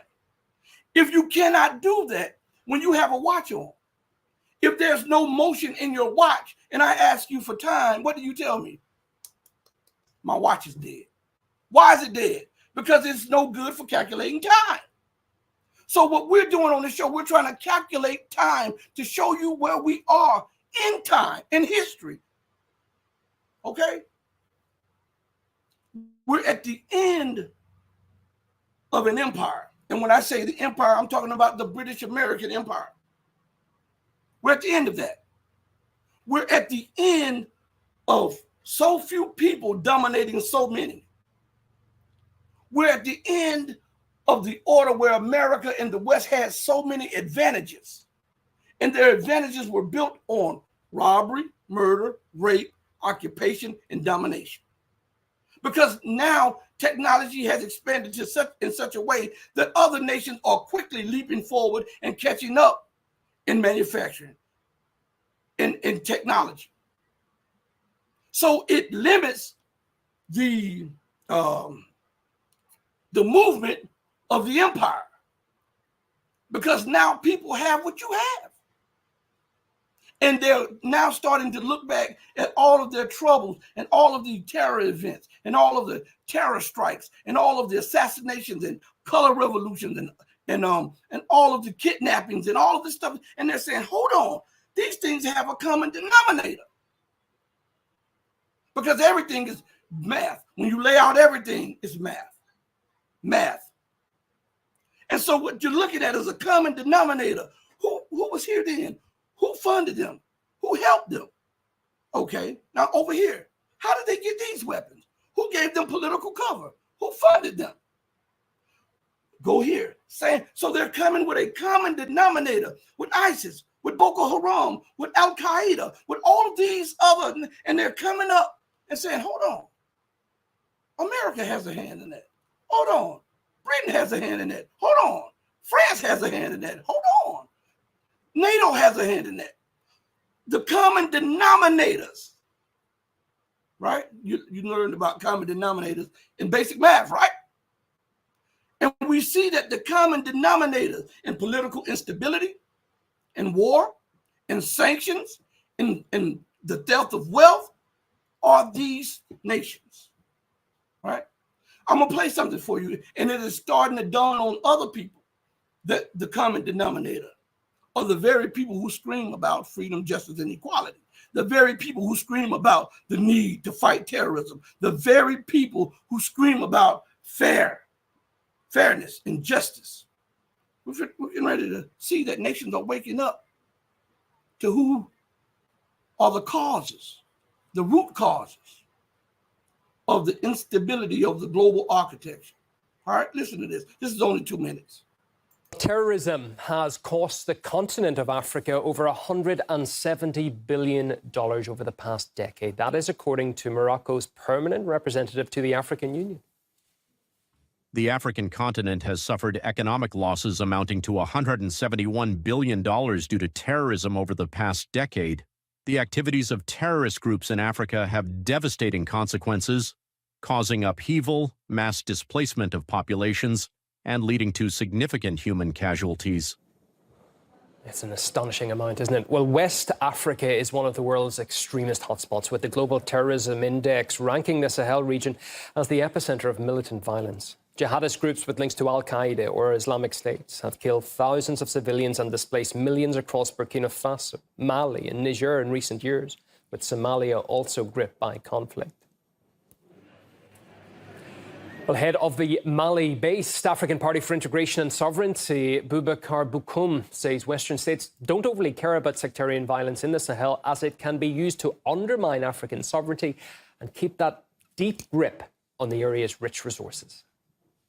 This revelation makes it abundantly clear that we are in fact in what we call a global economic war. NATO countries are deliberately putting us in this war situation, which is financed by violent extremist movements. They always want to drag Africa down. They create problems of insecurity that we are obliged to resolve, not only by killing young people who are in fact the future of this country, if not the continent. Secondly, we spend a great deal of money resolving these issues, which impoverishes us. Already we know that on the economic checkbook we don't have a great rating. The global economy doesn't give us enough space. Our resources and materials are basically disappearing because we invest so much in them to achieve an acceptable level of security. So today's revelation is proof enough that what we spend to maintain security in the face of terrorism is extremely expensive. But this is maintained by the West to keep the African continent in a situation of extreme poverty. Yes, because the conspiracy is to make Africa fall as far as it can, so that it absorbs the world's shocks. Everything is done to keep Africa from getting back on its feet.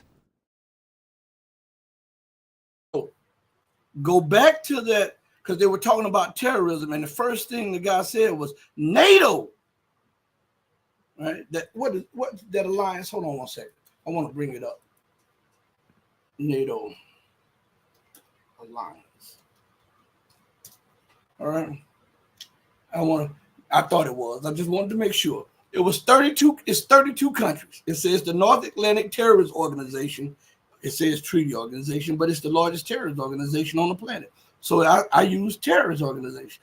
The North Atlantic Terrorist Organization is a military alliance of 32 European and North American countries that work together to defend each other and promote democratic values. First of all, North America only consists of three nations, and that's Canada, the United States, and Mexico. And two of the three are NATO members, right? So, and it says that it is a military alliance of European and North American countries. So they are claiming that Australia and New Zealand are European countries, when they're really not. They're in Asia. They're in Asia. See, we have to go through this double speak, man. We have to break through that stuff there. So you hear the African person say that NATO is behind this terrorism in Africa, and they continue to use that as a justification for military presence. I've told you that. But what are they telling us about the terrorism? They say Africa is being flooded by Boko Haram, right? By ISIS, by Al-Qaeda. The reason I played you that video before is because I told you we were coming back to that.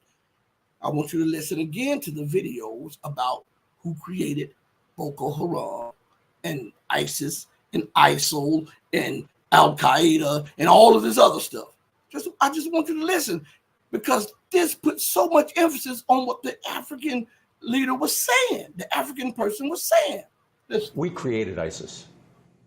I mean, ISIS is no less than the people up in Islamberg, no less than Gulen, is a CIA creation.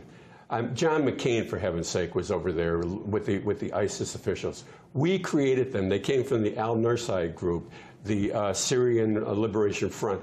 These two organizations combined, and they morphed into ISIS. It's our creation. We create them. We still direct them. When ISIS warriors are injured in battle, where are they transported? They're transported, for heaven's sake, to Israel. They're treated by the Israelis in Israeli hospitals and brought back to battle. Well, plenty of the rebels have acknowledged that they've been supported by Israel, and they've thanked Israel for helping them throughout. In fact, arms are oftentimes caught. Israeli arms are caught on en route to the rebel groups. It's against. Listen to this. It's against the state of Israel, political plots, and others.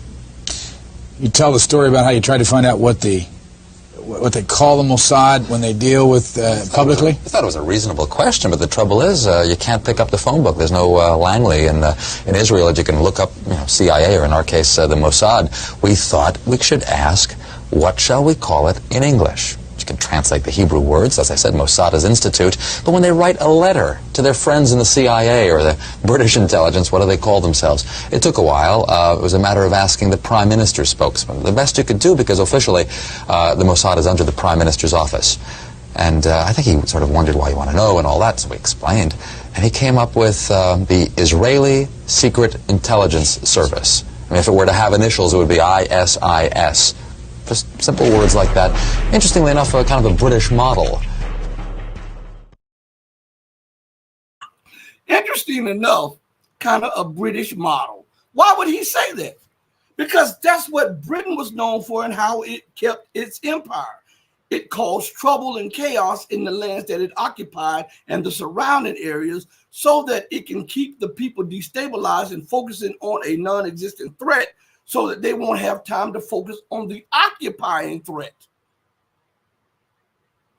And while they're focusing on the non-existent threat that hits here, hits there, and have you running everywhere else, expending what resources that you still have, the British Empire was extracting resources and riches like this. The U.S. is doing the same thing. NATO is doing the same thing. I'm just showing you. And I know people get angry, but it's the truth. Please hit the like button. Excuse me. Please hit the like button. At any given time during the show, we've had between 20 and 50 people live watching the show. And I thought we would have more, but we didn't have more today. It was like 50. I think the highest, what was it? The concurrent rate was, it was 65. I'm sorry.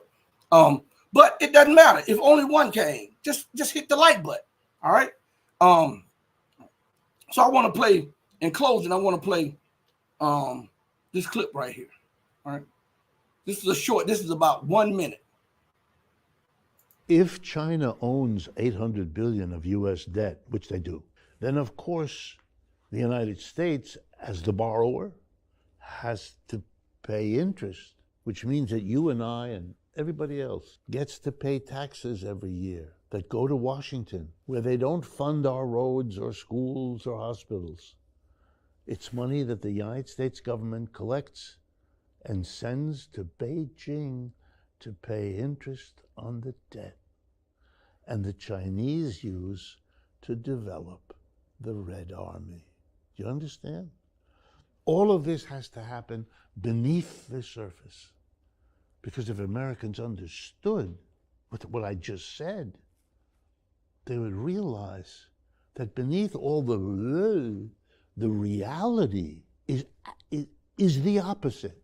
That's the reality of the economic of capitalism.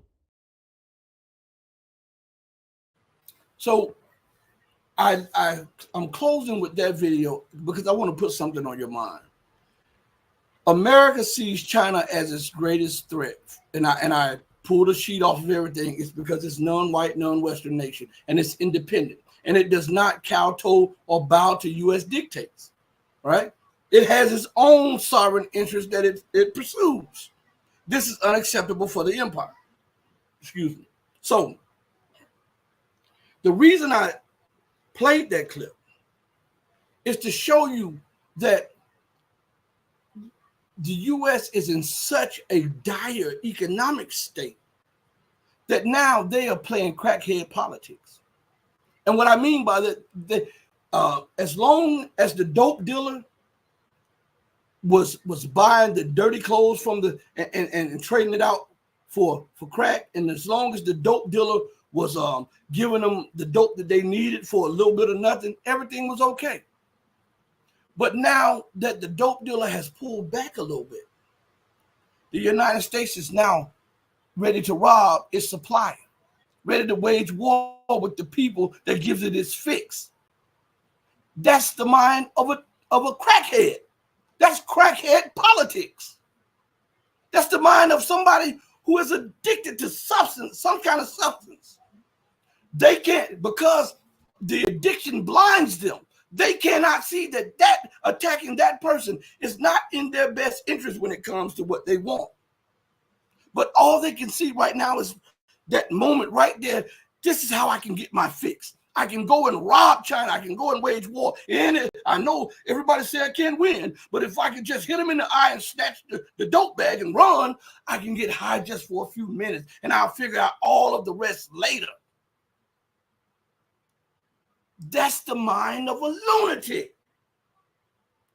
That's the mind of the British American Empire that is quickly dissipating and collapsing. I want to thank each and every one of you for joining me on the most powerful platform for truth, bar none, on God's green earth. This is your platform for education, elevation, and edification. This is the Red Pill Diaries. I'm your host, your brother, and your friend Rashid. And remember always to do right by others, not because it's the popular thing to do and because other people are watching. No, do it because it's the right thing to do. And even when no one else is watching, God is always watching. Until we next speak again, know that I love you with all of my heart if you love truth. But know that the love that God would have for you will always make the love that I have for you pale in comparison to his. Until we next speak again, stay strong, stay true. but above all things, stay righteous. Hey, mama, your baby boy loves you more than life. Deuces, everybody, and thank each and every one of you. We're out of here. Peace.